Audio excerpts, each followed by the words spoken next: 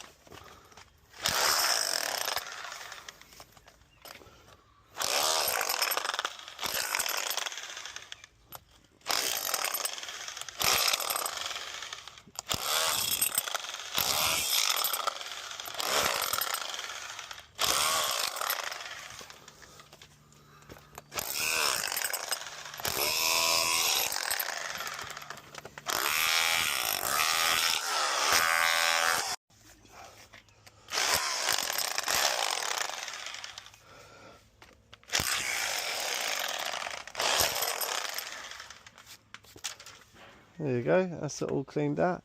Wet it up, put a brick in, bed it in, joint it, job done. That's an old paving slab. That's damaged. It's damaged. It's not the best brick to use. I mean, just look at it. Talk about porous. But we're going to add it because it's me and I want to put my own special little touch on it. That's the brick we're going to be using today. Got this nice lovely mix in there. I like to leave all the brick dust on the floor just because it's easier to clean up in case anything splatters on there, which it always does. So try not to get it on the face of the brick. It's just called the facing, and kind of just want to build it up a bit, but make sure it doesn't go too far to the back because of the cavity. You don't want it falling into the cavity and then bridging across.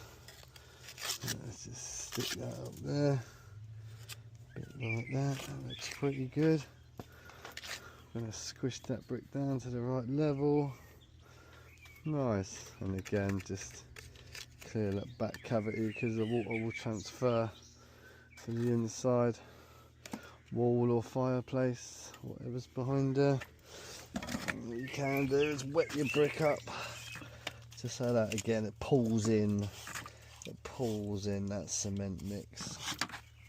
And then I like to just slap a little bit on top, not too much, but it helps it get started. And we just point the rest of the gear in there. Let's just get the brick started out, give it a good start, and just roll it in, just like that. Yep, beautiful. Line it up. That's good. Get our lovely little pointing board, and then you can draw across the face of the brick like that. Get rid of any excess. And then we'll go from one side. That looks like it needs to go in a bit. Yeah, probably needs to come out a little bit. So just dig that out, wiggle, wiggle. Get that corner lined up. Yeah, looks pretty good. Yeah, I'm happy with that. Draw it out. And then we're just going to point that brick in. And that'll be good enough. Start with the bed first, and then put it through the top. And then what you want to do is, like we did earlier, because I've already got a load of gear on there already, just hold it up to there, bring it up, and just keep squeezing it in. Squeeze that gear in there, pack that joint nice and tight. That's how we do the dance. Because it's a bit sloppy, this mix, got to be a little bit more careful. Can't be so crazy on it because again we do have a bit of a sloppy mix, just to help that brick bed back down. What you want to do is draw away from the corner like that to get that mess. Let's just make it proud. So that water really helps pull that brick to it. And then we can go this side and pull that across like that. Use that bit to scoop it off. Alright. Lovely. Get that nice shape in there. Beautiful. Bring that. We're not really going to weather strike it today. And again, pop that under there. And just pack that joint. Pack that joint all the way in. Careful not to smear it. The brick isn't a perfect match, so don't worry about that. And then you can just flick that off, and flick that off, and bring up that joint again. Don't want too big of a joint there, do we? So we're just going to bring that in like that. Just don't be shy, make sure you pack it in there. Wish I could have a slightly drier mix. Usually when we build walls, we take the mix from the floor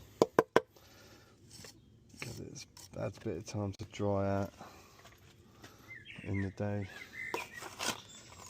So yeah, you kind of want to be using a semi-dry mix for this. But most importantly, fill that joint up. Couple of practices, you'll get it. Like I say, if I can do it, you can do it. I'm self-taught, homeless boy, 16 years old, and I've learned all these skills to provide for my family.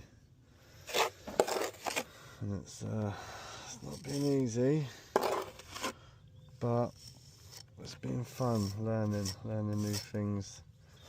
And we're entering a world where people don't want to learn new things anymore. But then we're going to lose all these beautiful buildings in a couple of generations, aren't we? Right, pull that in. What I say is let that go. So do your perps first, that's your uprights. And then you want to draw out them bits. And we'll run a cloth over it when we're done. Not a cloth, we'll run a sponge over it when we're done. Because remember, we're keeping that open pore policy. Open pores, yeah? So draw it away from the corner. Just building that shape. You're going to be pulling it to the join. So when you're patching in, you're going to be pulling it to the join. And then we're just going to keep that open pore so that the building can still breathe. Because these are quite porous bricks, you see. Okay, let's not play with it too much. That's a golden rule, don't play with it too much. We'll have a little clean up and come back to that in a minute. We've got our blackberry crumble, or berry crumble, picked in the client's garden. And now on this lovely bit of food.